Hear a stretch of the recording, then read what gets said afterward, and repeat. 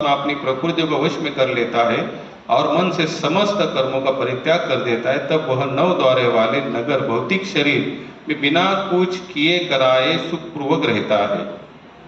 श्लोक नंबर 14, शरीर रूपी नगर के स्वामी देहधारी जीवात्मा न तो कर्म करने का सृजन करता है, न लोगों को कर्म करने में प्रेरित करता है, न ही कर्मफल की रचना करता है। यह सब तो प्रकृति के गुणों द्वारा किया जाता है। श्लोक नंबर 15, परमेश्वर न तो किसी के पापों को ग्रहण करता है न पुण्य को। ये लाइन बहुत जरूरी है सुनना। परमेश्वर ना ही किसी के पापों को ग्रहण करता है ना ही पुण्य को, किंतु सारे देहधारी जीव उस अज्ञान के कारण मोहग्रस्त रहते जो उनके वास्तविक ज्ञान को आच्छादित किए रहते हैं। पहले 5 श्लोक देखेंगे, जैसे 11वें भगवान बताए 11 और 12 साथ में देखेंगे। योगी जन आसक्ति रहित होकर शरीर मन बुद्धि तथा इंद्रियों के द्वारा भी केवल शुद्धि के लिए कर्म करते हैं। और 12वें श्लोक में भगवान बताया, निश्चल भक्त शुद्ध शांति प्राप्त करता है क्योंकि वह समझता कर्म फल मुझको अर्पित कर देता है, किंतु जो व्यक्ति भगवान से युक्त नहीं है और जो अपने श्रम का फल कामी है वह बन जाता है। यहाँ पर जो श्लोक हमने लिया है 11वां, यहाँ पर बता रहे कुछ योगी ऐसे भी हैं जो आसक्ति रहित होकर कर्म करते हैं। कैसे कर्म करते हैं? आसक्ति रहित का अर्थ मालूम पड़ा आपको? उनको आसक्ति नहीं होती फिर भी कर्म करते हैं। अब मुझे बताइए कितना हार्ड वर्क है ये, कितना हार्ड वर्क है। बिना कुछ इच्छा या बिना कुछ अपेक्षा रहते हुए कर्म करना आसान है? आज मुझे आप एक बंदा ऐसा ढूंढ के बताइए जिसका कोई टारगेट नहीं है लेकिन वो बस कार्य करते जा रहा है। आपको कोई नहीं मिलेगा। अपवाद कोई एकाध ऐसे कोई, वो भी कौन होगा? फिर वो योगी होगा, जैसे यहाँ पर बताया जाता है। योगी जन कैसे होते हैं? कर्म तो करते हैं लेकिन फल की अपेक्षा 0। और भगवान का सिद्धांत भी क्या है? भगवत गीता, जैसे आप लोगों ने बहुत लोगों के घरों में एक ये देखा होगा, वैसे एक श्लोक रहता है, कर्मण्येवाधिकारस्तु मा फलेषु कदाचन। इसका मतलब क्या होता है? कर्म की अपेक्षा मत करो और कर्म में करते रहो। अच्छा, यहाँ बताए आप में सभी लोग यहाँ पर बैठे हैं, अब कितने लोग ऐसे जो कर्म की अपेक्षा नहीं करते हुए कर्म कर रहे? फल की अपेक्षा न करते हुए कर्म कर रहे हैं। जैसे आप लोग कंपनी में जॉब करते हो तो कुछ अपेक्षा रखी है कि नहीं? क्या अपेक्षा रखी है? सैलरी, बोनस, दिवाली बोनस आना चाहिए कि नहीं? आप लोग कोई व्यापारी हो, कुछ भी हो, लेकिन क्या होता है आपकी कोई ना कोई अपेक्षाएं रहती है। तो कितना मुश्किल है। तो शायद ये थोड़ा श्लोक हमको डाइजेस्ट होने वाला नहीं है, लेकिन ये कौन कर सकते हैं? योगी जन। योगी जो होते हैं इस तरीके से कर्म करते रहते हैं। जैसे आपने देखा होगा आज भी भारत में कई जगह पर ऐसे लोग हैं जो अन्न और पानी ग्रहण नहीं करते। एक फेसबुक पर एक महात्मा अभी भी आते हैं, दादा गुरु करके उनका नाम है। नर्मदा परिक्रमा करते समय है कम से कम 3 से 3.5 साल, कितना बोल रहा हूं मैं? 3 से 3.5 साल हुए हैं, ना कुछ पानी लिया है ना ही कुछ अन्न को ग्रहण, कुछ भी नहीं, ना अन्न को ग्रहण किया हुआ और कंटिन्यू भागते रहते हो। कितने सारे लोग आए, उनका बॉडी चेकअप किया, भैया कुछ परिणाम कुछ नहीं। ये क्या होते हैं? योगी जन। आप बताएं हम में से योगी कौन बन सकता है? दादू कोई नहीं बन सकता, क्योंकि योगी बनने के लिए क्या करना है? पर इस प्रकार से आपको तपस्या करनी पड़ेगी। खंडोर में जाकर बैठना पड़ेगा या पहाड़ों में, हिमालय में जाके बैठना पड़ेगा। हम लोगों में से कोई हिमालय में बैठना भी चाहे तो भी मुझे नहीं लगता कि हम कितने समय वहां पर टिक पाएंगे। कितने समय टिक पाएंगे? आधा घंटा। यहाँ से जाते जाते 25-26 घंटा तो ऐसे ऐसे थक जाएंगे।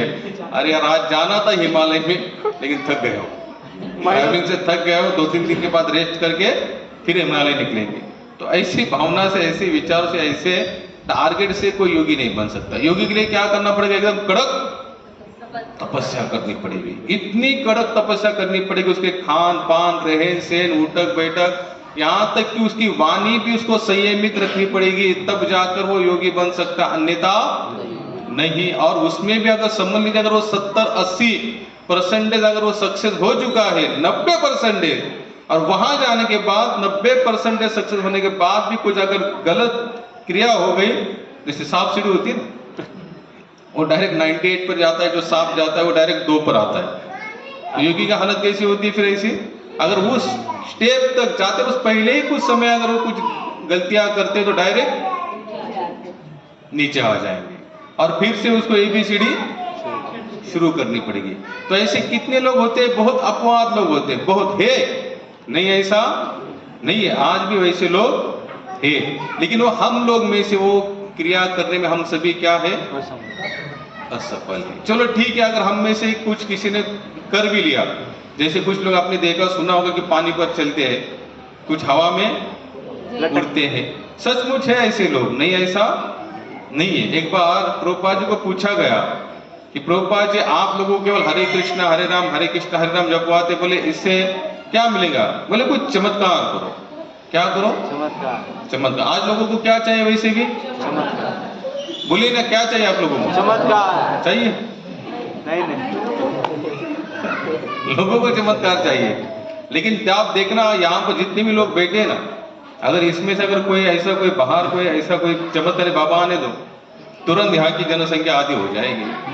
और आधी जो जाएगी, जो बैठे हुए आधे उनको बोलेगी अरे उधर ऐसा ऐसी चुटकी बजाई और एक सोना ऐसा फूल निकला, ऐसा सोना निकला, ऐसा कुछ निकला, तो बची हुई आधी भी चली जाएगी। शायद ये 4-5 कीर्तन वाले रहेंगे, कीर्तन वाले।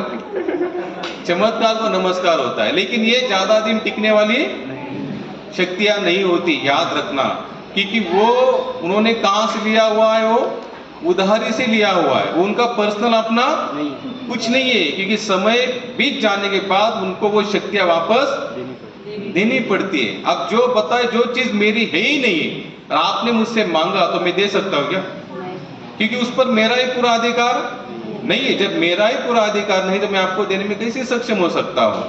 तो प्रभुपाद जी ने एक एग्जाम्पल उस बंदे को सुनाया जिसने ये प्रश्न पूछा था कि आप चमत्कार कुछ करते हैं क्या? प्रभुपाद बोले कुछ नहीं भैया, हम तो बस हरे कृष्णा कृष्णा कृष्णा हरे हरे, हरे राम राम राम हरे हरे।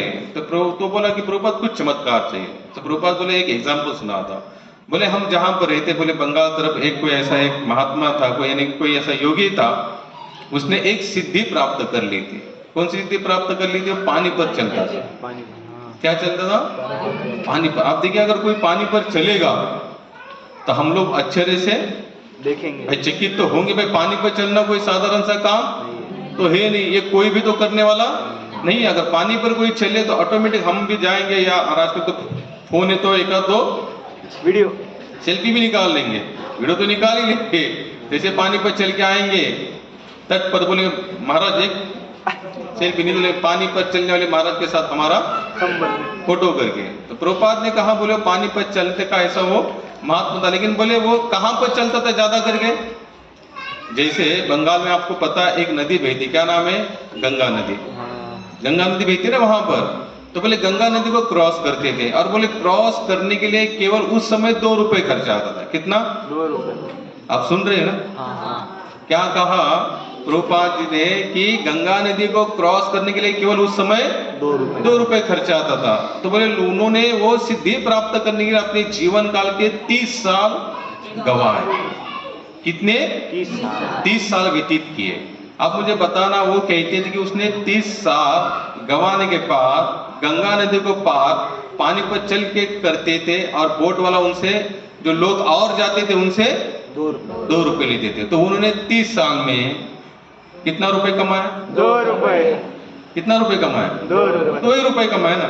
और 2 रुपए के लिए उन्होंने कितनी बड़ी तपस्या की। तो प्रभुपाद कहते हैं, लेकिन चैतन्य महाप्रभु कहते हैं आप एक बार हरि नाम लो। कितना? एक बार हरि नाम लो। अगर आप एक बार हरि नाम लेते तो आपको कुछ करने की जरूर नहीं। भगवान आपको सब सिद्धियां ऐसे दे देंगे। मोकार मराठी में मोकार। महाराष्ट्र के संत है देहू गांव में, तुकाराम महाराज थे। तुकाराम महाराज के पास 8 सिद्धियां आई। इतनी अष्ट सिद्धियां। ये भाई कोई एकाध इस संसार में कोई एकाध अपवाद कोई बंदा ऐसे उसके पास एकाध सिद्धि प्राप्त होती है, उनके पास तो अष्ट सिद्धियां दरवाजे पर आकर खड़ी हुई और उन्होंने कहा कि तुकाराम महाराज आप हमको कुछ सेवा बताओ। उन्होंने कौन सी सेवा बतानी चाहिए?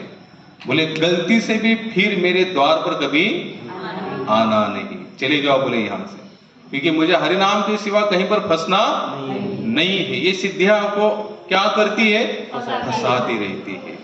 फिर हम लोग क्या करते हैं, तो एकाध दो सिद्धि प्राप्त हुई तो हमको हरिनाम के प्रति इतना विश्वास नहीं रहेगा, हमारा पूरा विश्वास कहां पर चला जाएगा? सिद्धियों पर जाएगा। और सिद्धि आपको हरिनाम और उसका कोई लेना देना देखा जाए तो बिना भगवान के कृपा से भी ये सब होने वाला नहीं है। लेकिन जो भगवान का नाम रज जो है, कौन सा नाम का रज जो है, अगर वो चखने में अगर आपका मन की तैयारी हो गई तो समझना उसके जैसा आनंद आपको कहीं आने वाला नहीं है। इसलिए क्या होता है कि योगी बनना इतना आसान नहीं। इसलिए भगवान ने अगले श्लोक में क्या कहा है? निश्चल भक्त शुद्ध शांति प्राप्त करता है क्योंकि वह समस्त कर्म फल मुझे अर्पित कर देता है, किंतु जो व्यक्ति भगवान से युक्त नहीं है और जो अपने श्रम का फल कामी है वह बंध जाता है। भगवान ने आगे क्या कहा? जो निश्चल भक्त है, जो निश्चल का मतलब है स्थिर रहना। कैसे होना? स्थिर होना। जो स्थिर हो चुके भक्ति मार्ग में, तो भक्ति मार्ग में जो स्थिर होते कभी भी अविचल नहीं होते, वो विचलित नहीं होते। लेकिन हमारा स्वभाव कैसे हुआ है? विचलित होना। कैसे होना है?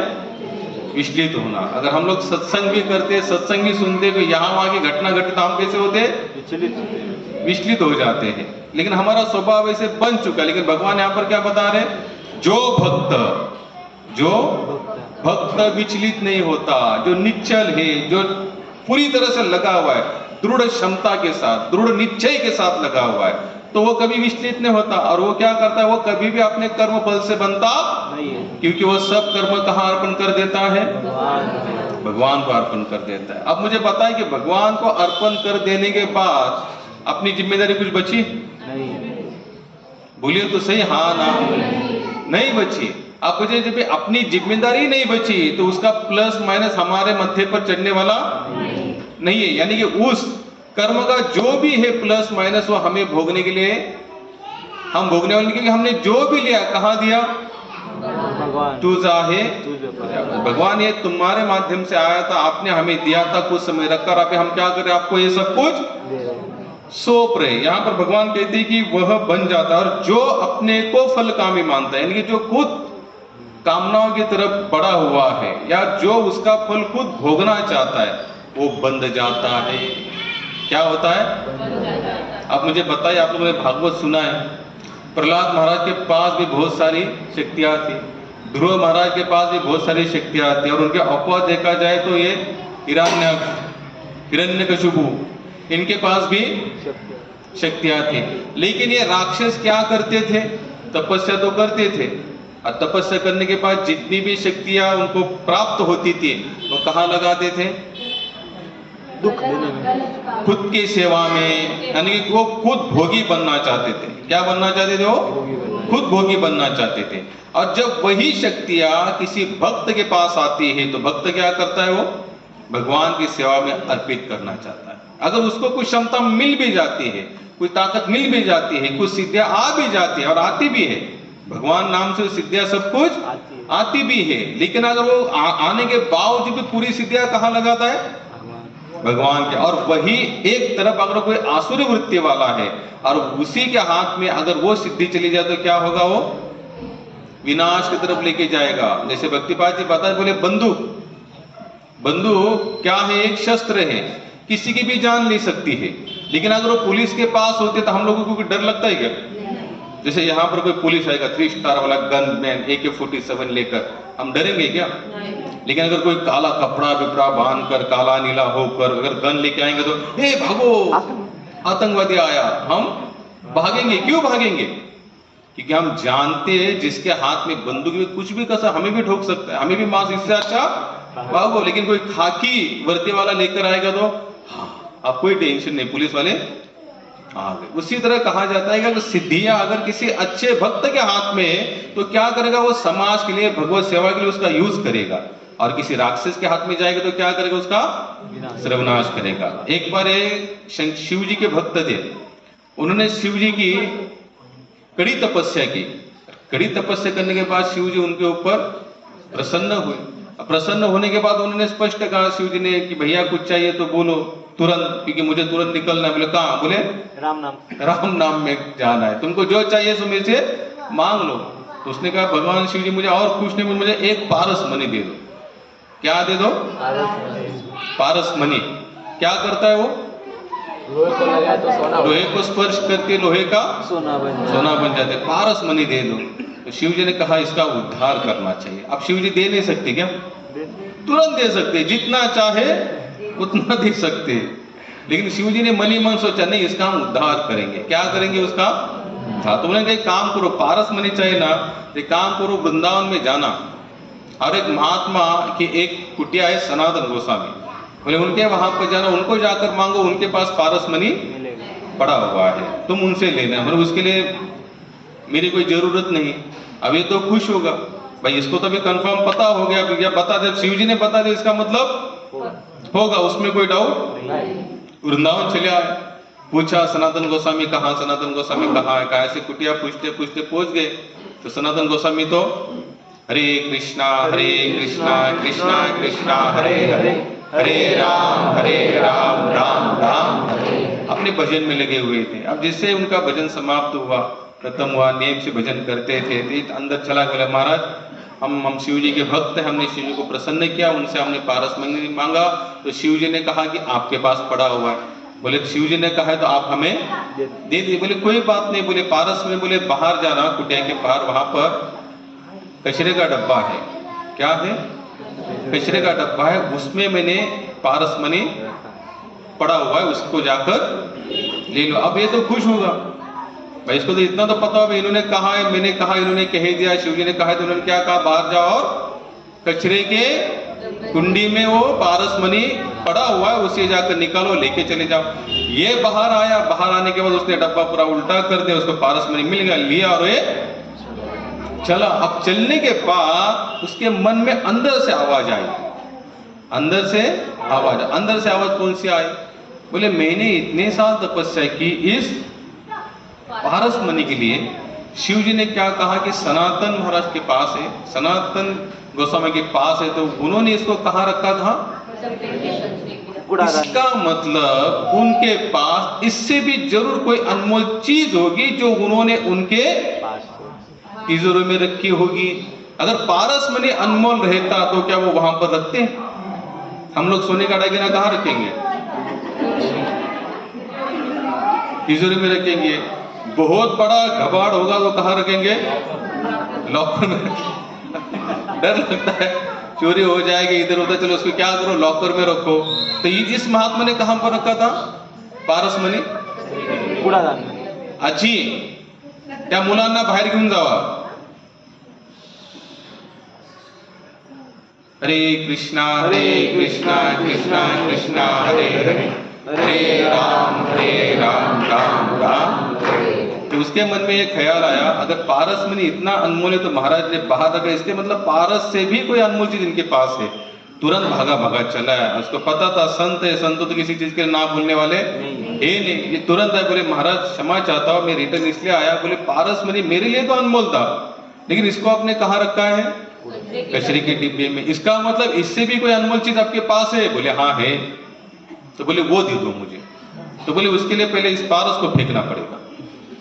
अगर मेरे पास वाली अनमोल चीज चाहे तो पारस को फेंकना पड़ेगा। बोले जहां लाए वहीं से फेंक दो। बोले ये फिर चला गया, उसने कच्चे गड्ढे में पारस मणि को फेंक दिया, और फेंकने के बाद फिर आया। अब बोलते महाराज अब बताओ आपके पास कौन सी अनमोल चीज है? तो सनातन बोले बोलो मोरे पीछे, हरे कृष्णा कृष्णा कृष्णा हरे हरे, हरे राम राम राम हरे।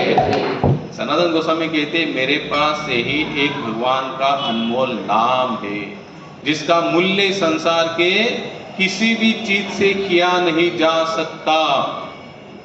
अभी प्रभु जी ने जो अभंग गाया, आवडीने भावे हरिनाम तुझी चिंता त्यासी सर्व आहे.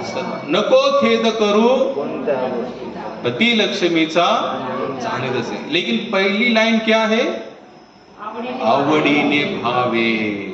आवड़ी का मतलब क्या होता है? प्रेम से. कैसे लो? प्रेम से. जब तक किसी चीज में आवड़ का मतलब मराठी में आवडीने बोलते हैं कि प्रेम से, एक लगाव से. कैसे लेना चाहिए भगवान का नाम? लगाव से. जैसे रूप गोस्वामी कहते हैं मेरे लिए एक जिह्वा और ये दो कान. क्या कहते हैं? हे भगवान श्री कृष्ण मेरी एक जिह्वा और दो कान, यानी कि नाम लेने के लिए एक जिह्वा और आपका नाम सुनने के लिए दो कान मुझे कम पड़ रहे. मुझे हजारों लाखों कान और जिह्वा दो जिससे मैं आपका नाम गा सकूं और आपका नाम सुन सकूं. इसे कहते आवडीने भावे हरि नाम वैसी. तुझी चिंता त्याशी सर्व आहे. हमको लगता है हमने भी थोड़ा बहुत भजन किया तो भगवान हमारी भी चिंता करते ही है वैसे देखा जाए तो. अब जो भजन नहीं भी कर रहा है उसका भी पालन पोषण कर रहा है कि नहीं? मुझे बताओ संसार में कितने सारे नास्तिक लोग भी हैं. जब भगवान ने कभी भेदभाव किया? भाई इसको ऑक्सीजन मिलेगा, इसको ऑक्सीजन नहीं दूंगा. ये आस्तिक जो पानी पी रहा है इसमें टेस्ट होगी, नास्तिक होगा उसको पानी में टेस्ट. ऐसा कुछ है क्या? भगवान ने कोई भेदभाव नहीं किया है, सबको दे दिया है. सबको जो चाहिए वो आप ले लो. लेकिन यहां पर एक ही भगवान ने ये रखा है कि आवड़ी ने प्रेम से उनका भजन करोगे तो आपकी पूरी चिंता भगवान उठाएंगे. लेकिन हमारा भजन ऐसे बिल्कुल नहीं है. नहीं, बिल्कुल नहीं है. क्योंकि हमको भगवान से कोई लगाव नहीं, हमको भगवान से कोई प्रेम नहीं. हम सोचते हम कुछ कर रहे उल्टा सुल्टा कार्य, थोड़ा भजन करेंगे तो उसका क्या हो जाएगा? बराबरी हो जाएगी. यानी कि भगवान को थोड़ा नाम भी ले लो, थोड़ा यहाँ पर भोग भी कर लो. और थोड़ा नाम लेंगे कोई पाप काम हो भी जाता है, जैसे कुछ पाप हो भी गया नाम लिया तो वो धुल जाएगा. आगे वाले जैसे हमने श्लोक में क्या कहते, भगवान ना किसी के पाप के भागी होते ना किसी के पुण्य के भागी होते. वो स्वतंत्र है. क्या है वो? स्वतंत्र है. लोगों को लगता है कि थोड़ा भजन कर लो, थोड़ा पूजन कर लो, थोड़ा दान धर्म कर लो, इससे अच्छा क्या कि हम लोग छूटेंगे. ये कभी भी अपने माइंड में सेट मत करना. भगवान का उसका कोई लेना देना नहीं है. पाप पुण्य ये दोनों का फल भोगना पड़ेगा आपको. इन दोनों का फल भोगना पड़ेगा. दशरथ राजा थे, गलती से बाण लगा था श्रावण के माता पिता को. गलती से लगा था उनको, उन्होंने तो जानबूझ के ऐसे भी मारा नहीं था, गलती से लगा और उन्होंने श्राप दे दिया. जैसे हम पुत्र के विरह में प्राण छोड़ रहे, दशरथ तुम्हारे भी अंतिम समय में कोई भी पुत्र आपके साथ में नहीं होगा. अब मुझे बताए कि उसके बाद भी दशरथ जी ने बहुत सारे पुण्य के कर्म किए हैं ऐसा वर्णन आता है. अब इतने सारे पुण्य के कर्म करने के बावजूद एक ही गलती से हुआ पाप है, वो जानबूझ को तो किया नहीं था. अगर समझो पाप करने के बाद, पुण्य करने के बाद अगर पाप धुल जाता तो दशरथ जी ने तो पता नहीं लाखों हजारों गौ माता को दान किया था, कितने सारे भंडारे खोले थे, कितने सारे यज्ञ हवन करते थे, लेकिन वो एक कर्म का पाप उनका पीछा छुड़ा नहीं पाया. पॉसिबल हुआ क्या? पुण्य का फल क्या हुआ?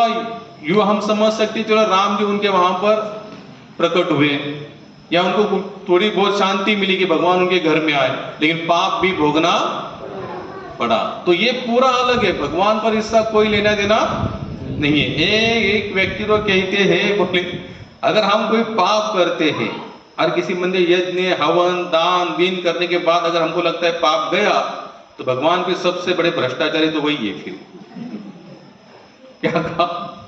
सबसे बड़ा भ्रष्टाचारी तो वही गिने जाएंगे. और यहां पर स्पष्ट लिखा है कि भगवान ना पाप के भागी होते ना पुण्य के. लेकिन भगवान एक चीज के लिए इन्वॉल्व जरूर होते. सकळ जीवांचा करितो सांभाळ तुझ मोकलील. लेकिन इस श्लोक का जो अभंग गाया है इसकी पहली लाइन क्या है? आवड़ी. कैसा भजन होना चाहिए? आवड़ी नहीं. ये आगे वाले 4 लाइन सब कुछ आपके ऊपर फॉलो हो जाएंगे, लेकिन पहली लाइन ध्यान से सुनना. आवड़ी ने भावे हरि नाम की. बाद में फिर आगे पूरा सारांश है. कोना है, यानी कि जब तक आप प्रेम से भजन नहीं करेंगे तब तक कुछ नहीं होने वाला. और भगवान का डायरेक्ट संबंध आपके साथ तभी बन सकता है जब आप प्रेम से भजन करना शुरू करोगे. आप प्रेम से डायरेक्ट तो होने वाला है क्या? समय जाएगा. इसके लिए क्या देना पड़ेगा? समय देना पड़ेगा। और समय कैसे देना पड़ेगा? 1 माला, 2 माला, 3 माला, 4 माला, ऐसे करते करते कंटिन्यू माला माला माला। जैसे फिर हमारे आचार्य कहते कि कम से कम 16 माला करो, फिर 16 माला के, ये तो नियम वाला है, ये तो नियम वाला है। बाद में आप कंटिन्यू, अगर आपका नाम के प्रति प्रेम बढ़ता है ना, किस चीज के प्रति? भगवान नाम के प्रति जैसा प्रेम बढ़ता है बढ़ता है बढ़ता है, फिर आपको ये माला गिनने की भी जरूरत नहीं, फिर आपका कंटिन्यू भजन शुरू हो जाता है। आप जहां बैठोगे, जहां जाओगे, जिसके साथ रहोगे, जिस स्थान पर जाओगे, आपके मुख से, आपके माइंड में हमेशा नाम चलता रहेगा। क्या चलता रहेगा? नाम। नाम के बिना आपके साथ कुछ, फिर उस समय आपको गिनने की जरूरत नहीं। प्रभुपाद जी एक बार लेक्चर दे रहे थे, और लेक्चर में वो हमेशा कहते थे सबको कि कितनी माला करनी चाहिए? कम से कम 16 माला करनी चाहिए। अब 16 माला उनका फिक्स था। पहले तो उन्होंने 64, वो खुद 64 माला जप करते थे। कितना? 64 माला। 64 पे उन्होंने देखा कि इन जो फॉरेनर लोग थे, शुरुआत उन्होंने वहीं से प्रचार किया, अमेरिका से। 64 लोगों को कहा आपको कम से कम 32 माला तो करनी पड़ेगी। कितनी? 32 के लोगों ने कहा हमसे होने वाला महाराज। तो प्रभुपाद ने देखा संख्या कम हो जाएगी, तो बोले काम करो 25 माला करो। कितनी? 25। बोले 25 भी थोड़ा सा हार्ड हो रहा है महाराज, थोड़ा सा कुछ कम करो। तो प्रभुपाद ने आखिर 16 माला की। और इसमें भी वो क्या कहते हैं? 16 माला भी आलसी भक्त का लक्षण है। किस भक्त का लक्षण है? आलसी। अब 16 के अंदर करता है वो कितना?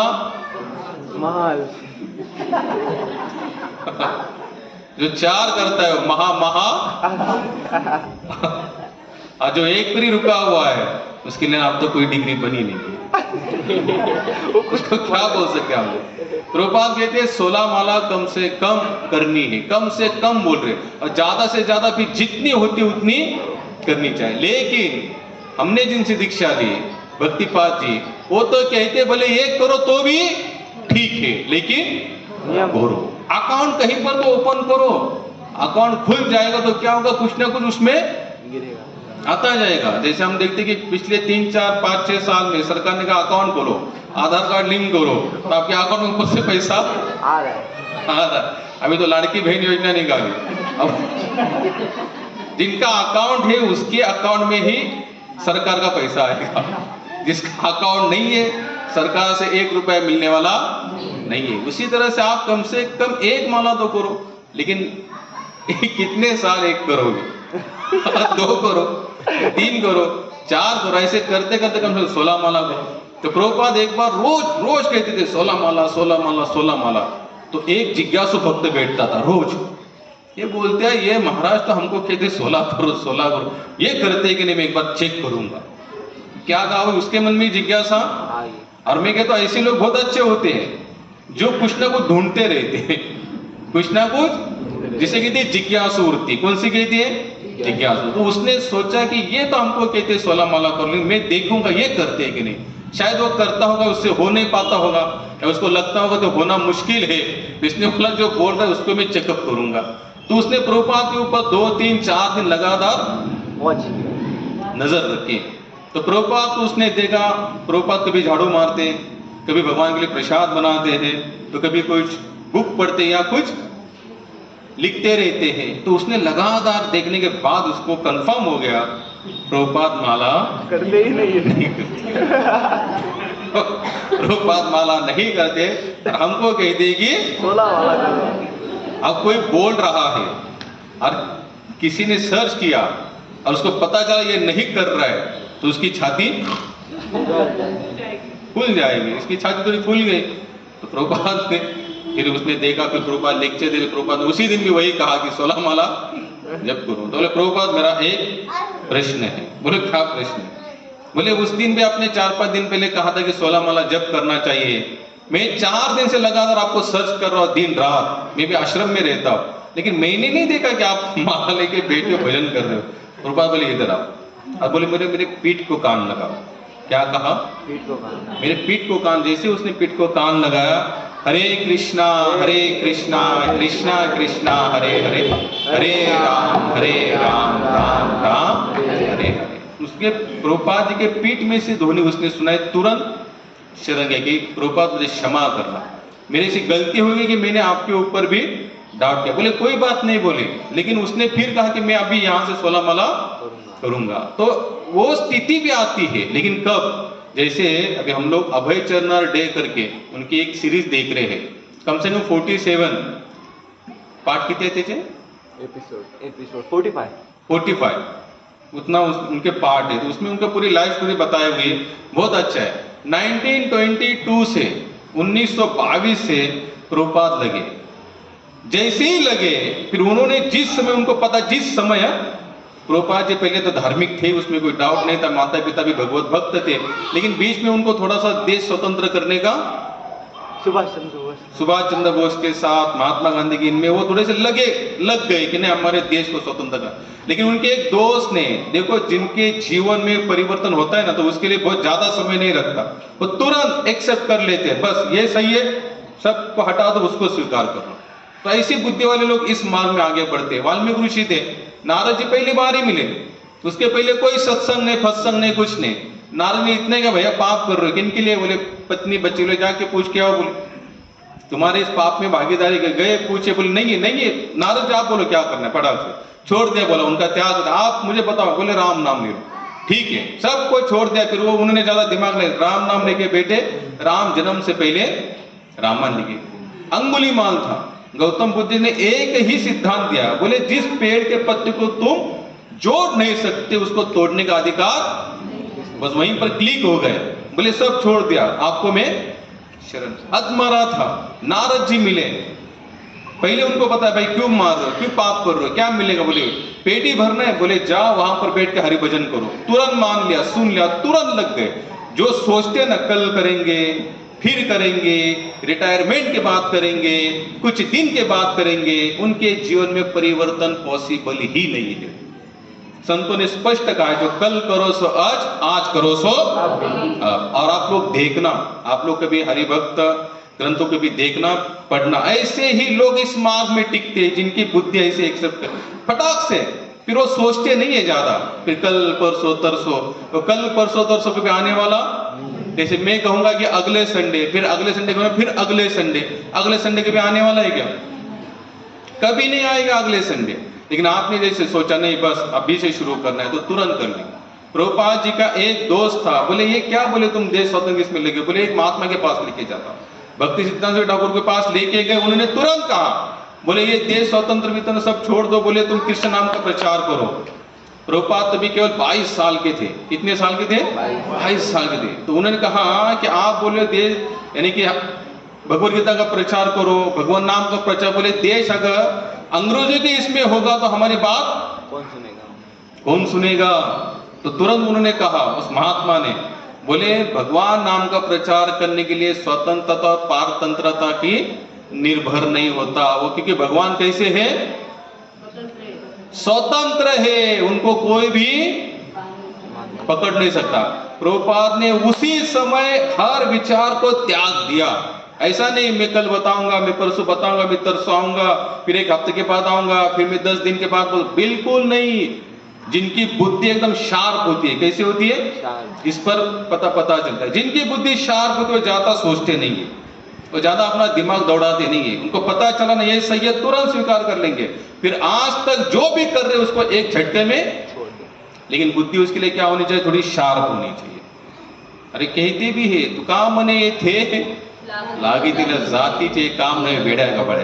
ये भक्ति मार्ग ऐसे वैसे लोगों का नहीं है, जो ज्यादा सोचता रहता है, देखूंगा, करूंगा, आऊंगा, आता रहूंगा, फिर तुलसी माला पहनूंगा, फिर मैं कंठी लगाऊंगा, कभी कुछ नहीं होने वाला। मुझे इस लाइफ में कम से कम 28 से 30 साल हुए। मैंने उन्हीं लोगों को यहाँ सक्सेस देखा है जो ऐसे माइंड वाले थे, जो ज्यादा सोचते नहीं थे। तुरंत झटके में एक आंसर दे दो, स्वीकार करो, अपने मार्ग से चलते रहो। प्रभुपाद 1922 से लगे, दादू क्या चले बात, 1922 से लगे। 1922 से लगने के बाद 1965 तक वो कंटिन्यू लगे रहे। क्या हुआ? बोलिए ना, कंटिन्यू लगे रहे। मैं आपको क्यों बता रहा हूं, जैसे उसने पूछा कि प्रभुपाद आप 16 माला करते हैं कि नहीं, प्रभुपाद ने क्या कहा? कान लगा, मेरे पीठ को कान लगा। अब ये नाम सिद्ध कैसे हुआ, इसलिए मैं उनकी थोड़ी सी कथा बता रहा हूँ। 1922 से लेके 1945 तक वो लगे रहे, और इस काल में 1922 और 1945 तक आप मुझे बताइए कितने साल हुए? कम से कम 45-46, 40 साल के ऊपर होते। इस 40-45 साल में उनका व्यापार, उनका धन, उनकी पत्नी, उनके बच्चे, उनके मित्र, उनकी प्रतिष्ठा, उनका इमेज, उनका बिजनेस, सब कुछ बंद, खत्म हो गया। फिर भी उन्होंने नाम नहीं दिया, क्योंकि वो नाम कैसे लेते थे? आवडीने भावे हरि नाम जैसी, तुझी चिंता त्यासी सर्वा। तुलसीदास कहते बोले राम नाम तो कोई भी जपता है, चोर भी जपता है, डकैत भी जपता है, कोई भी जपता है राम नाम, लेकिन बोले जो तुलसी ने जपा, जो मीरा ने जपा, जो तुकाराम महाराज, ऐसा राम नाम जपने वाले लोग कितने ही संसार में। अपवाद मिलेंगे, बहुत कम मिलेंगे, आपको बहुत कम मिलेंगे। हमारा भजन करने का कोई टारगेट है, क्या है? आप लोगों का कोई टारगेट है कि नहीं भजन करने का? भाई भजन करेंगे, एक तो हमारे ऊपर संकट नहीं आएगा। हमारा माइंड क्या सेट किया हम लोगों ने? नाम का क्या करते हम लोग? मोलताल करते रहते हैं। अगर भजन कर रहे तो कोई संकट नहीं आएगा। भजन कर रहे तो घर में सब कुछ, पत्नी बच्चे बिच्चे कैसे रहेंगे? सब खुशहाल रहेंगे, ठीक ठाक रहेंगे। भजन करेंगे तो हमारे घर में संस्कार रहेंगे। भजन करेंगे तो लोग हमें थोड़ा सा भक्त मानेंगे। हमने ऐसा भगवान नाम का क्या किया है?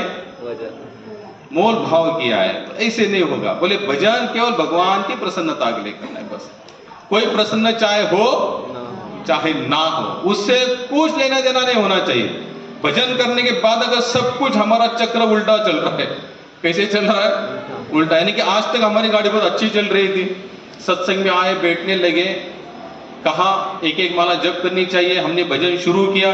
भजन शुरू करने के बाद सब कुछ गाड़ी हमारी जो ऐसी चल रही थी, डायरेक्ट ऐसी चल रही है अभी। यानी कि सुख संपत्ति धन दौलत सब कुछ बराबर मिल रहा था, व्यापार नीट चल रहा था, सब कुछ अच्छा चल रहा था। बस माला शुरू किया और गाड़ी उल्टी चल रही। तो कितने लोग होंगे जो भजन की फिर भजन कंटिन्यू करेंगे? बोलिए ना, संग में रहेंगे। बोलिए हाँ ना ना ना। ये हमारा भजन है। तो कैसे मिलेंगे फिर? जो प्लान जो कहते हमारे नाथ स्वामी, आवड़ी ने भावे, इतना आसान नहीं। भगवान भगवद गीता में कहते प्रेम से अनन्य भाव कैसे करो हमारा भजन? अनन्य चिंतयन्तो मां ये जना परिपास है तेषां नित्य वियुक्ता नाम योगक्षेम वहाम। भगवान ने भी यहाँ पर मेंशन किया, जो अनन्य मेरा भजन करता है। अनन्य का मतलब होता है अनन्य, इसके सिवा और कुछ नहीं, इसके सिवा और कुछ नहीं। हमने हमारे भाव को ईश्वर से बांट दिया, इधर 10%, इधर 20%, इधर 50%, 50, 20, 70 और 10, 80 और बचा अपने पास 20। अब 20 देखते हैं ये कहां पर लगा है, भाव लगा रहे, चलो इधर भी जाएंगे, इधर 20 लगा दिया। और जब पता चला कि कुछ नहीं हो रहा है, फिर कुछ पता चला रहे वहां पर कोई हो रहा है, कुछ आए हैं, कुछ महाराज आए, तो सब इकट्ठा किया, जहां जहां लगा था सब लिया, फिर वहां चले गए। क्या होगा इससे? इससे क्या? अनन्य इसको नहीं कहते। अनन्य का मतलब होता है भगवान आप तुम चाहे तारो चाहे मारो, हम अभी आपको छोड़ने वाले नहीं है। प्रभुपाद तो एक जगह पर यहां तक बताते, एक बार आपने भगवान को मन से अपना मान लिया, कैसे? मन से मान लिया, फिर आप छोड़ने का कितना भी प्रयास करो वो नहीं छोड़ेंगे। भगवान श्री कृष्ण का एक स्वभाव है, भगवान श्री कृष्ण को जैसे हमारा भी एक स्वभाव, हम तो रज तम सत्व में रहते, लेकिन भगवान के ऊपर ये 3 गुण कभी प्रभावित नहीं होते। तो एक महात्मा ने कहा कि ये बताए कि जैसे हम लोगों का स्वभाव है, भगवान का कौन सा स्वभाव है?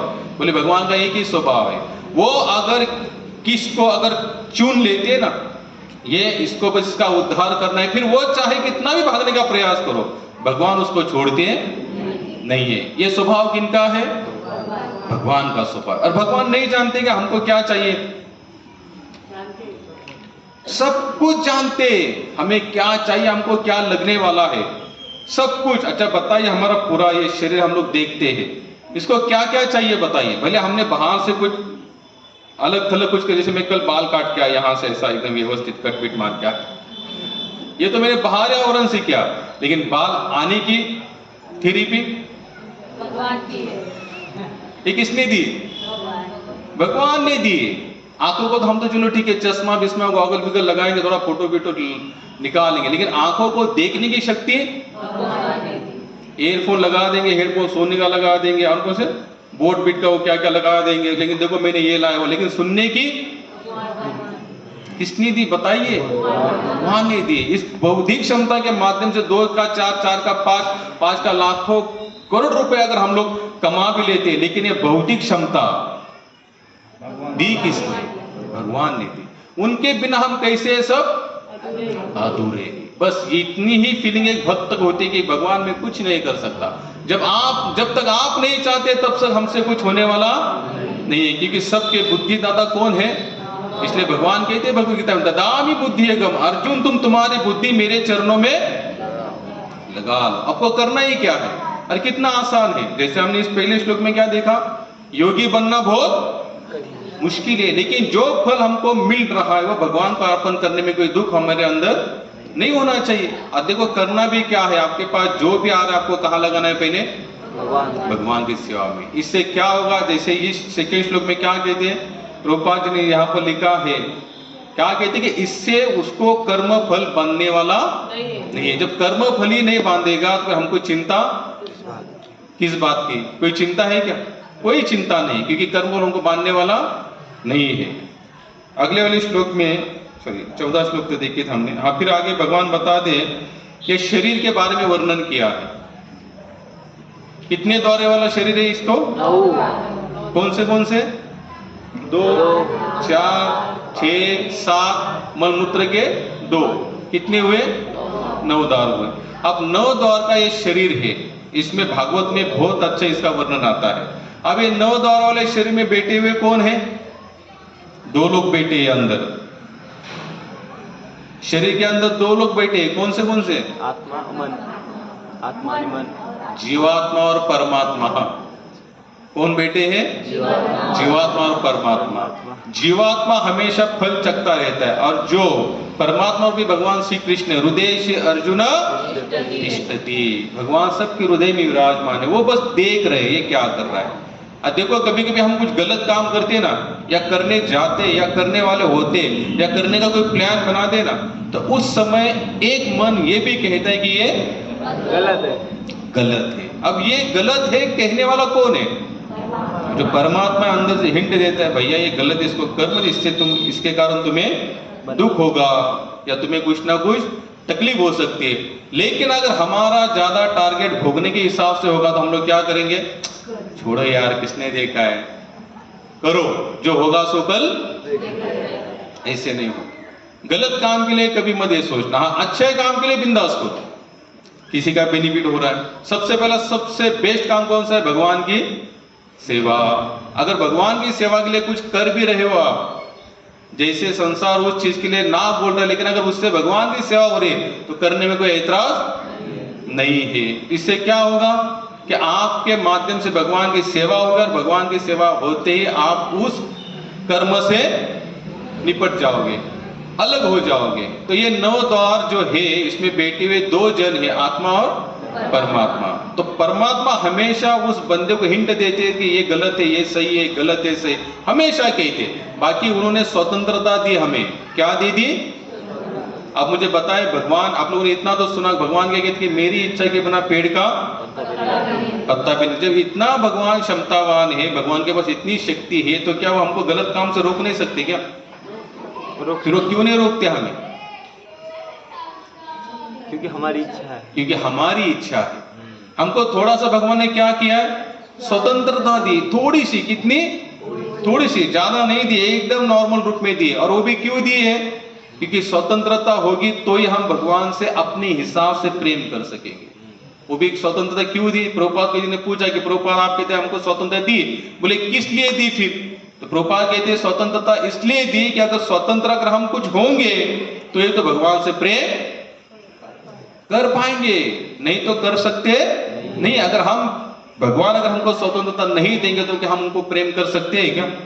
नहीं। तो स्वतंत्रता क्यों दी? भगवान से प्रेम करने के लिए। लेकिन हमने वो स्वतंत्रता कहाँ लगाई? संसार से प्रेम करने के लिए लगाई। तो इससे क्या मिलेगा? दुख ही मिलेगा। संसार के प्रेम, हालांकि प्रेम ये शब्द भक्तिपाद जी बता दे, प्रेम ये शब्द केवल भगवान की सेवा के लिए लग सकता है। संसार की प्रसन्नता के लिए, संसार की सेवा के लिए प्रेम ये शब्द यूज नहीं किया जा सकता, याद रखना। जैसे लोग कहते, बोलते बोलते लोग कहते हमारा इसके प्रति बहुत सारा प्रेम है, झूठा है ये सब। क्या है सब कुछ झूठा है। क्या संबंध है मुझे बताइए यहां पर हमारा? जीरो। क्या संबंध है? जीरो। लेकिन भगवान की, इसलिए भगवान भी कहते मम माया दुरातया। अर्जुन लेकिन मेरे माया से बचना इतना आसान नहीं है। लेकिन माया से कौन बच सकता है? जिसने भगवान की प्रामाणिकता से शरण स्वीकार कर ली, अन्यथा नहीं। अब हम 16-17 आगे का श्लोक लेंगे।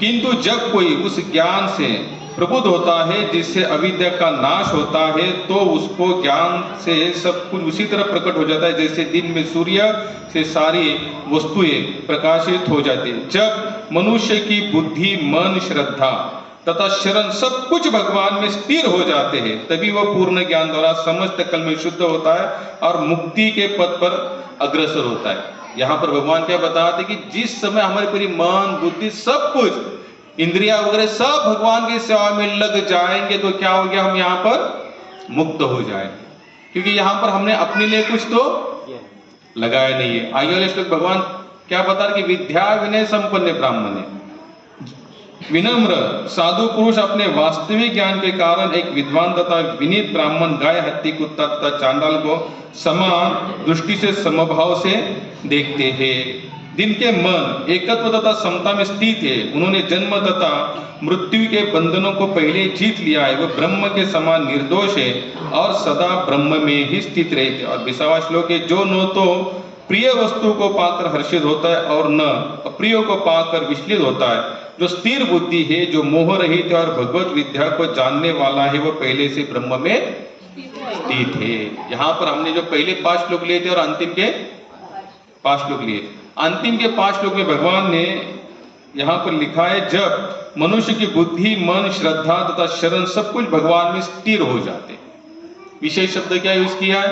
हमने तो ऐसे हम लोग तो कहते क्या कहते हैं कि हमारी मन, बुद्धि तो हमने भगवान की सेवा में लगा दिए हैं। लेकिन यहाँ पर इसी श्लोक में भगवान बताया जब स्थिर हो जाना। क्या हो जाना? स्थिर हो जाना। हमारी बुद्धि अब तक स्थिर, हमारी मन, हमारी बुद्धि अब तक भगवान की सेवा में स्थिर नहीं। अब हम लोग कैसे हो चुके? अभी भी अस्थिर है, डामाडोल है। कभी कभी हमारे अंदर बहुत भाव प्रकट हो जाता है, कभी आंखों से अश्रु आते हैं, भगवान के सामने खड़े होकर अश्रुपात भी करते हैं, लेकिन वो कुछ समय के लिए होता है, कुछ समय के लिए होता है, और बाद में भी जैसे कि तैसे होते हैं। आप लोग कभी अश्रु आए भगवान के सामने? कभी? कितने लोगों के आए? बहुत अच्छा, आना भी चाहिए। लेकिन ये कब तक टिकते हैं? थोड़े देर के लिए। कितने समय के लिए?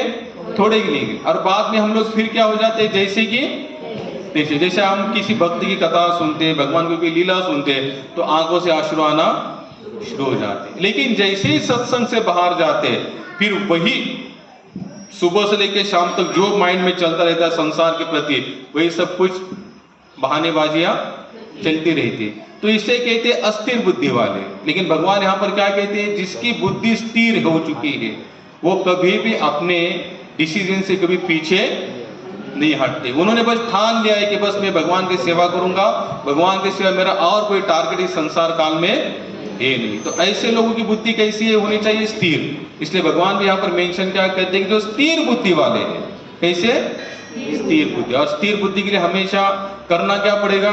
जो आप लोग कर रहे हैं, हर संडे आ रहे, नाम स्मरण कर रहे, भगवत प्रसाद पा रहे, विशेष करके भक्तों के संग में रहना चाहिए। क्योंकि भक्तों का संग क्या करता है? अगर हम गलत रास्ते के लिए अगर चल रहे, तो भक्तों का संग हमको वहां से खींच कर लाता है। इसलिए प्रभुपाद को एक ने पूछा कि प्रभुपाद आप इतने बड़े बड़े सेंटर क्यों बांध रहे? 50 करोड़, 100 करोड़, 200 करोड़ के। बोले आप तो खुद ही तो कहते कि भगवान के लिए कोई मंदिर बिंदिर की जरूरत नहीं, फिर इतने बड़े मंदिर क्यों बांधे? प्रभुपाद ने स्पष्ट कहा, बोले ये भगवान के लिए वैसे भी मैंने बांधे हुए नहीं है, ये मैंने भक्तों के लिए बांधे हुए। किन लोगों के लिए बांधे हैं? भक्तों। कि भक्त यहाँ पर आ सकता है। जैसे अगर कोई भक्त डिप्रेशन में जाता है, वो भागकर कहाँ जाएगा? मंदिर में। मंदिर में जाएगा। और कहाँ जाएगा भाग भाग? क्योंकि भाई एक भक्त है, आध्यात्मिक जीवन जी रहे हैं, अगर मन में कोई कलह निर्माण होता है तो हम ज्यादा करके कहाँ जाएंगे? मंदिर जाएंगे। जैसे आप लोगों ने देखा होगा, सुना भी होगा, नरसिंह मेहता घर से नाराज होकर निकले और कहाँ जाकर बैठे? शिव जी के मंदिर। शिव जी के मंदिर में बैठे। अगर कोई व्यसनाधीन व्यक्ति होगा जो कभी कभी ड्रिंक करता है और उसको बहुत टेंशन हुआ तो कहाँ जाएगा? वो अड्डे पर। कहाँ जाएगा? अड्डे पर। दारू पीने जाएगा। क्योंकि कभी कभी अगर कभी कभी दारू पीने वाला सोचता है कि टेंशन आने के बाद कहाँ जाना चाहिए? बाग में। तो कभी कभी सत्संग आने वाला भी क्या सोचेगा? टेंशन आने के बाद कहाँ जाना चाहिए? मंदिर में जाना चाहिए। क्योंकि सत्संग कभी व्यर्थ नहीं जाएगा। इसलिए सभी संतों का मत क्या है कि कुछ भी हो, सत्संग के कभी अलग मत होना। इसलिए प्रभुपाद हमेशा कहते थे सत्संग का समय कभी मत छोड़ना। प्रभुपाद का अंतिम समय में एक जन ने उनको प्रश्न पूछा। उन्होंने पूछा कि ये बताइए प्रभुपाद भक्ति मार्ग में टिकने के लिए क्या करना चाहिए? जैसे हमने भगवद गीता में इतना तो पढ़ा है ना कि भगवान क्या बताते, जो अंत काल तक मेरा भजन करता है वो मेरे ही धाम को प्राप्त हो। अब अंत काल ना आपको पता है ना, भले हम अपना जीवन तो जी रहे हैं लेकिन किसी को कुछ भी पता नहीं कि हम लोग कब मरने वाले। आप लोगों ने सुना होगा, आज 10, 15, 20 दिन हुए पुणे के पास में भूशी डैम, भूशी, वहां पर 5 लोग एक साथ बह गए। अब वो किस टारगेट से गए थे उस डैम पर? भाई बरसात का झरना बहेगा, आनंद लेंगे, पानी आएगा, थोड़ा आनंद होगा। लेकिन वहां से ऐसे चले गए, अचानक ऊपर से बहुत जोर से पानी आया, 5 के पास बह गए। यानी कि हमको किसी को भी अपना अंतिम क्षण कुछ पता नहीं है। लेकिन भगवान यहाँ पर क्या बोला, जो अंत काले च मामे स्मरण मुक्तवा, अर्जुन जो अंत काल में मेरा भजन करते हुए मेरे धाम को प्राप्त होता है। जब अंत काल पता नहीं, फिर हम लोग क्या हो चुके एकदम? भाई जब अंत काल हमको पता नहीं तो कब तक भजन करेंगे? निश्चित समय तक ही करेंगे ना। फिर कैसा भजन करेंगे? अच्छा आप लोग सुन रहे हैं? अच्छा बताए मैं कहां पर था? नरसिंह मेहता। हाँ, नरसिंह मेहता।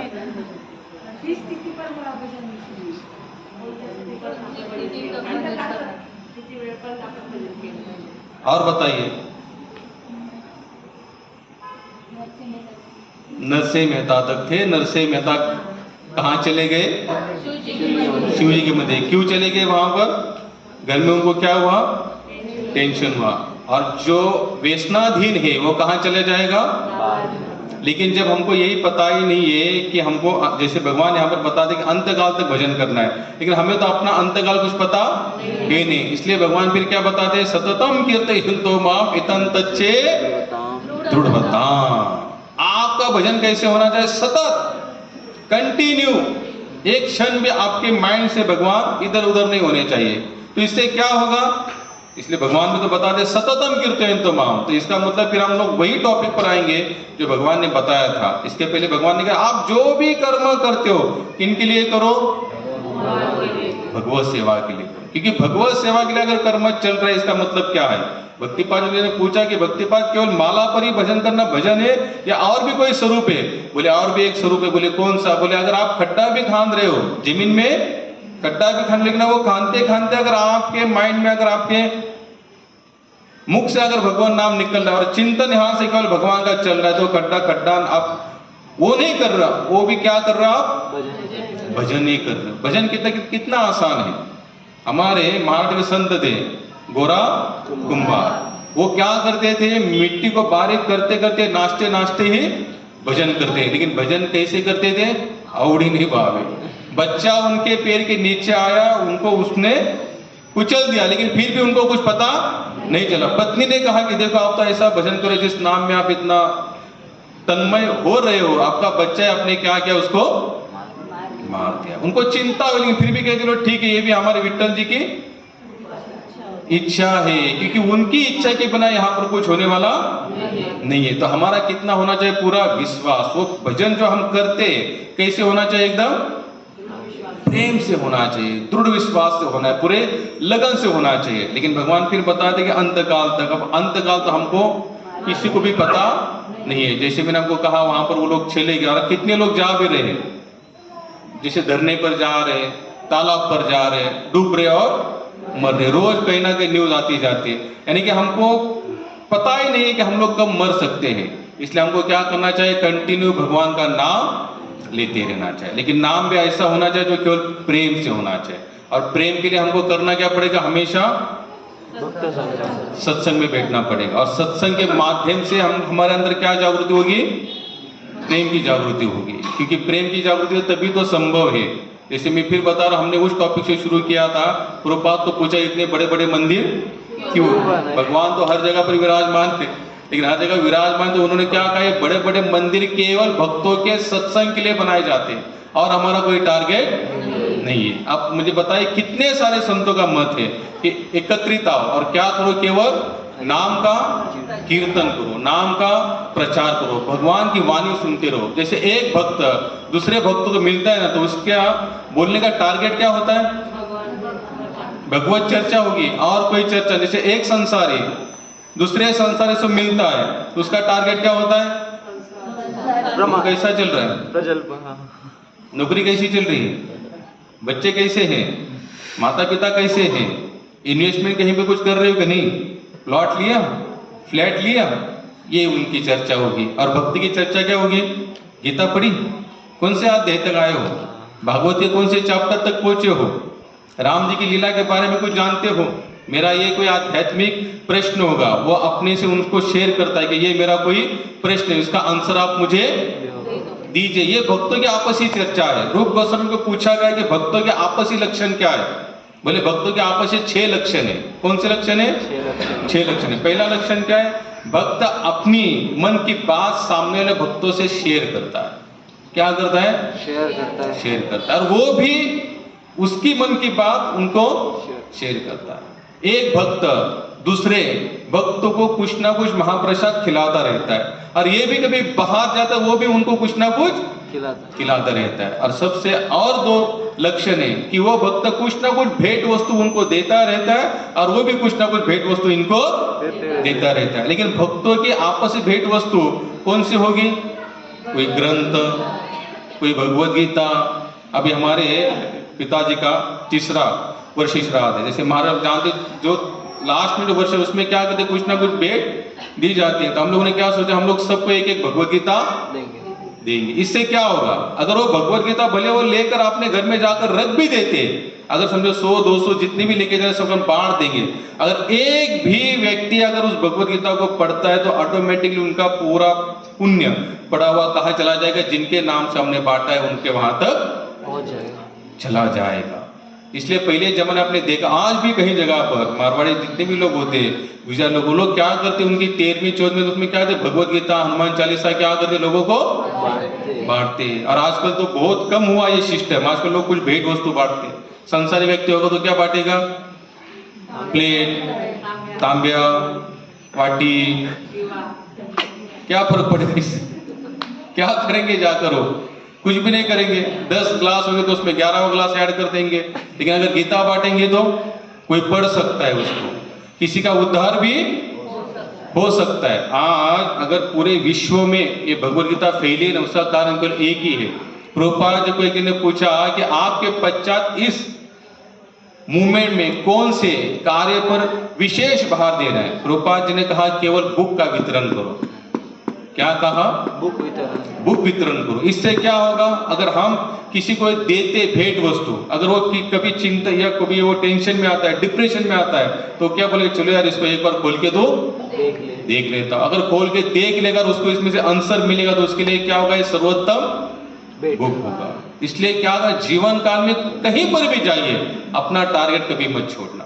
किसी के शादी में जा रहे हो, बर्थडे में जा रहे हो, कुछ भेंट वस्तु देने, तो क्या करो, एक गीता लेके जाओ। 800-1000 की साड़ी देने से अच्छा एक भगवद गीता दे दो उनको, हो सकता है उनका कुछ ना कुछ उद्धार हो। लेकिन उसके लिए पहले हमारा पूरा विश्वास इस पर होना चाहिए। हमारे अंदर परिवर्तन नहीं है, हमने अब तक इसका आनंद नहीं चखा है। जब हमने ही आनंद नहीं चखा है तो सामने लोगों के खाक देंगे आप, उनको क्या करना है, आप कहीं पर भी जाएंगे तो क्या लेके जाना हाथ से आगे, गीता भेंट वस्तु के रूप में क्या लेके जाना। गीता जैसे महाराष्ट्र में संत, जितने भी संत हुए, जैसे एकनाथ महाराज हुए, एकनाथ भागवत आज भी लिखा हुआ है। ज्ञानेश्वर महाराज ने क्या की, भगवत गीता का नहीं। तुकाराम महाराज की कौन सा है, तुकाराम गाता है। जितने भी संत हुए, कबीर होने दीजिए, मीराबाई होने, इनके दोहा आज भी हमारे पास में उपलब्ध है। उनकी सच्ची प्रॉपर्टी क्या थी, यही थी कि वो जानते थे अगर इसका कोई भी आधार लेंगे तो कभी फेल जाने वाला नहीं है। तो सबसे सरल रास्ता क्या है, सत्संग में रहो, भगवान के नाम पर पूरा विश्वास रखो। इससे क्या होगा, हमारा भी कल्याण होगा और औरों का भी कल्याण होगा। हरे कृष्णा। प्रश्न हाँ हरे कृष्ण प्रभूजी. प्रभूजी, आत्ता तुम्ही जे सांगितलं भगवद्गीता डिस्ट्रीब्युशन केलं, मी भरपूर ठिकाणी ते तसं त्या केलं, पण अनेक रिलेटिव्ह माझे आजही मला प्रश्न विचारतात का भगवद्गीता घरात ठेवू नये म्हणे, त्याच्याने भावाभावांमध्ये भांडणं होता म्हणे. माझ्या घरात महाभारताचं जे चित्र होतं ते सुद्धा आमच्या आईच्या चुलतीने मला काढायला लावलं, तर मी काढलं नाही म्हणे, याच्याने भावाभावांमध्ये भांडणं होता, महाभारत याच्यामुळंच घडलेलं आहे, तू हे घरातून काढून टाक. चुलतीचं नाव काय, मंत्रा नाही ना.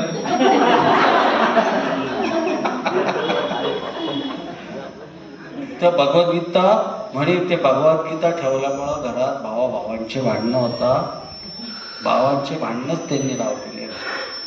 जय हो. हरे कृष्ण. अच्छा, ये बताना, बहुत अच्छा प्रश्न पूछा प्रभु जी ने, क्योंकि काफी लोगों के माइंड में आज भी ये चलता रहता है. अच्छा बताना, आप लोगों में से कितने लोगों को लगता है कि जो इन्होंने कहा है कि उसमें कुछ तथ्य है, या कितने लोग इस चीज को मानते हैं?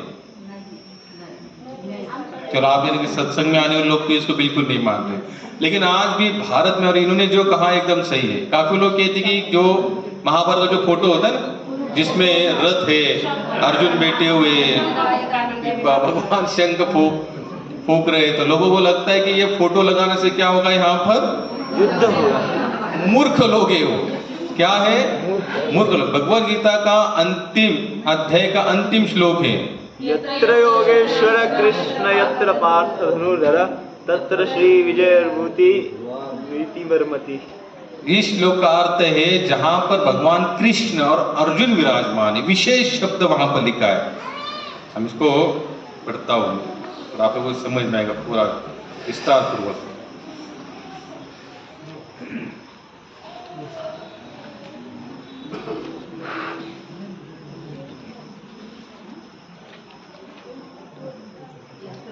जहां योगेश्वर कृष्ण है और जहां परम धनुर्धारी अर्जुन है, वही ऐश्वर्य, ध्यान से सुनना, वही विशेष शब्द यूज भगवान करते, वही ऐश्वर्य, विजय, अलौकिक शक्ति, नीति भी निश्चित रूप से रहित है, ऐसा मेरा मत है.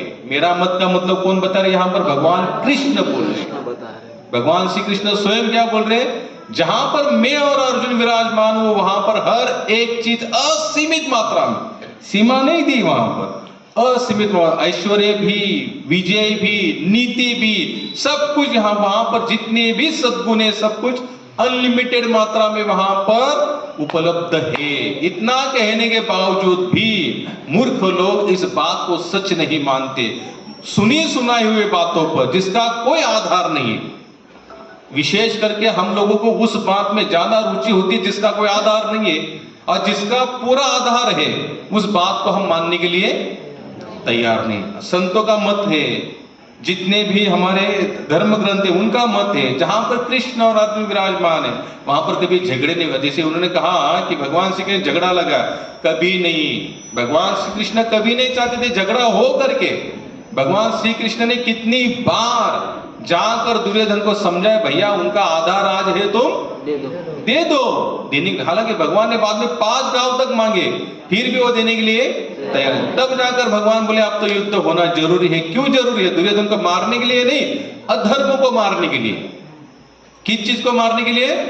अधर्म को. आप लोगों ने भगवत गीता देखना, रामायण देखना, महाभारत देखना, इसके अंदर किसी भी व्यक्ति का गुणगान नहीं गाया गया. धर्म अधर्म, गलत काम और अच्छा काम। अगर किसी व्यक्ति का ही विशेष करके दर्जा अगर दिया जाता तो वहां पर जब 5 पांडवों ने जुआ खेला है तो वो वहां पर मेंशन नहीं होता। होता क्या? अगर व्यक्ति को ही वहां पर प्रेजेंट करना था तो क्या जो 5 पांडवों ने जुआ खेला तो उसको उस पार्ट को चैप्टर को थोड़ा सा निकाल देना चाहिए था, लेकिन नहीं, वो भी उसमें मेंशन किया है क्योंकि उन्होंने वहां पर क्या किया? अधर्म किया। नहीं करना चाहिए था वहां पर जुआ खेलना, कहीं पर अच्छी बात नहीं, लेकिन फिर भी व्यासदेव उन्होंने लिखा क्योंकि वो जानते थे कि लोगों को सब बताना पड़ेगा। अगर आप अच्छे मार्ग पर चलने के बाद भी अगर कुछ गलत काम करते तो वो भी आपको भोगना पड़ेगा।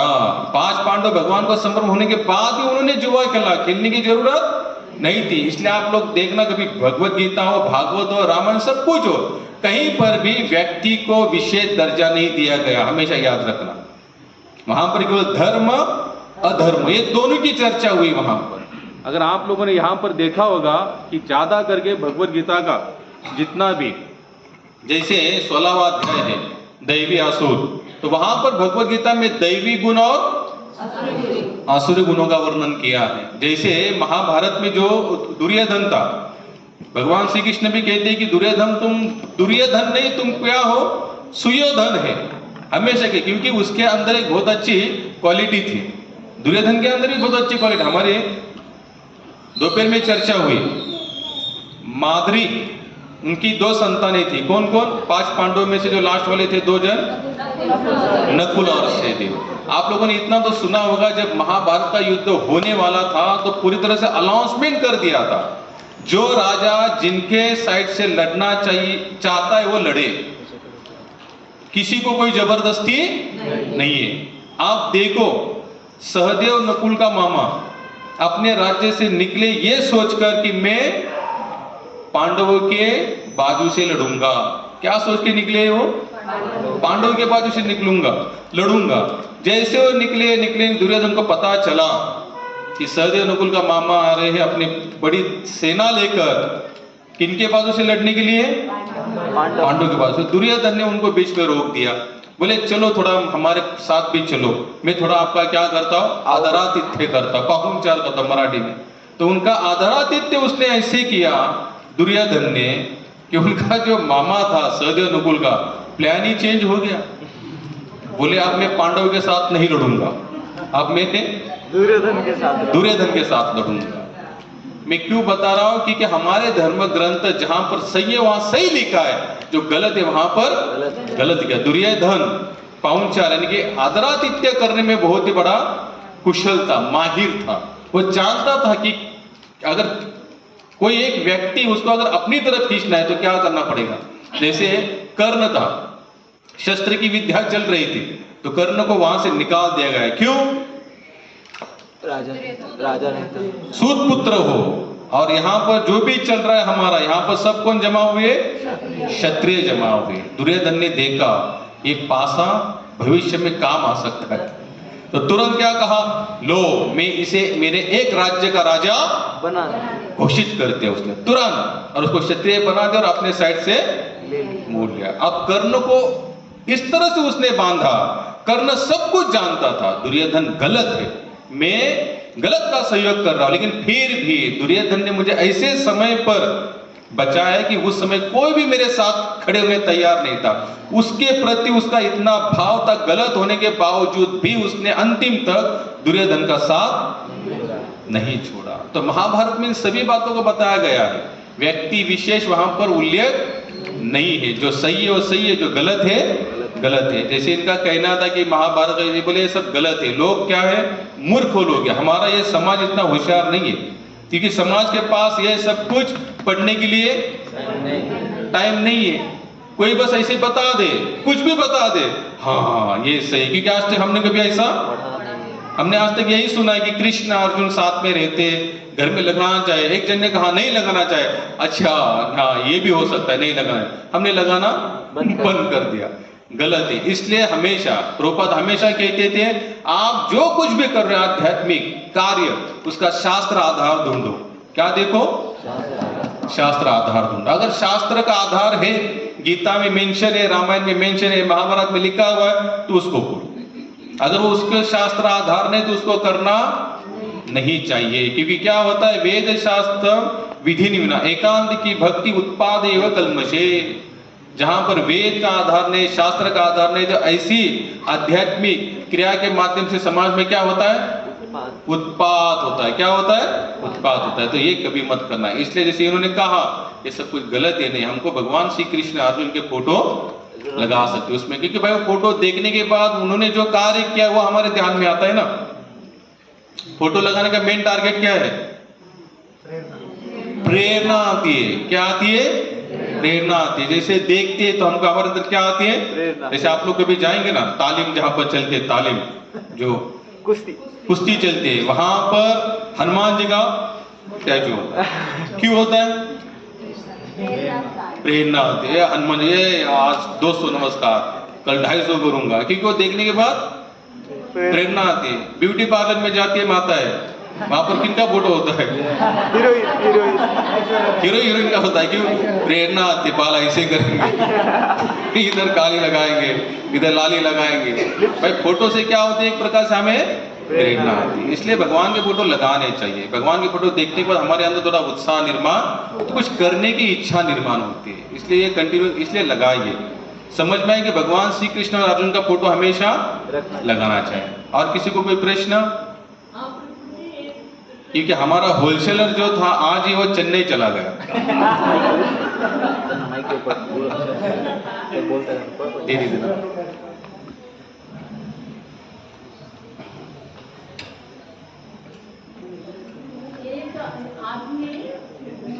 आवाज ऑन ठीक है, ऑन करो ऑन करके। एक आदमी भगवान बुद्ध के पास जाता है तो वो बोलता है जो गुरुजी मुझे एक बात बताइए। बोले पूछिए, क्या आपको पूछना है? बोले हमारी जिंदगी ये संघर्ष, भगवान ने संघर्ष भरी क्यों दी है? बोले हमसे अच्छे तो जानवर हैं, ना उनको कमाना पड़ता है, ना उनको संघर्ष झेलना पड़ता है, ना कुछ, बोले आराम से खाते हैं। और बोले हमारी ज़िंदगी जो है ये संघर्ष भरी क्यों है? बोले हमारी ज़िंदगी में प्रेम क्यों नहीं आता? थोड़ी देर के लिए प्रेम आता, फिर वो संघर्ष, इधर से उधर सोचना, इधर का उधर सोचना, इधर का उधर सोचना। तो भगवान बुद्ध क्या बोलते हैं? बोले मैं आपको एक बात बताता हूँ। बोले जब तुम्हारे मन में शांति रहेगी और चारों तरफ हरियाली हरियाली दिखाई देगी, और जो तुम्हारे मन में शांति नहीं रहेगी तो तुमको हमेशा हरियाली होते हुए सूखा सूखा दिखाई देगा। वो फिर वो उनके चरणों में गिर जाते हैं। बोले आपने मुझको बहुत अच्छी बात बताई, बोले अब से मैं अपने मन में शांति पैदा करूँगा। देखो लेकिन शांति ऐसी नहीं होगी। भगवान यहाँ पर बताते हैं वेदाहम समतीतानि वर्तमानानि च भविष्यानि च भूतानि मातु वेद न कच्छन। हमारा भूत भविष्य वर्तमान सब कुछ कौन जानते हैं? भगवान जानते हैं। अगर हम भगवान को समर्पण होंगे तो हमारा भूत भविष्य वर्तमान तीनों को चेंज कर सकते हैं। देखो एक जैसे आप लोगों ने देखा होगा बाहर आज भी काफी लोग ऐसे हैं जो सत्संग देते हो, कुछ ऐसी वैसी बातें बोली, लेकिन भगवान को समर्पण जाने की बात नहीं करते हैं। तो कभी भगवान को बिना समर्पण गए हम कभी भी शांति को प्राप्त नहीं कर सकते। इसलिए हमको ज्यादा करके टारगेट क्या होना चाहिए? भगवान के नाम में शांति ढूंढनी है, भगवान की सेवा में शांति ढूंढनी है। हरे कृष्णा। और किसी का कोई प्रश्न? हाँ बोला बोला। अथर्व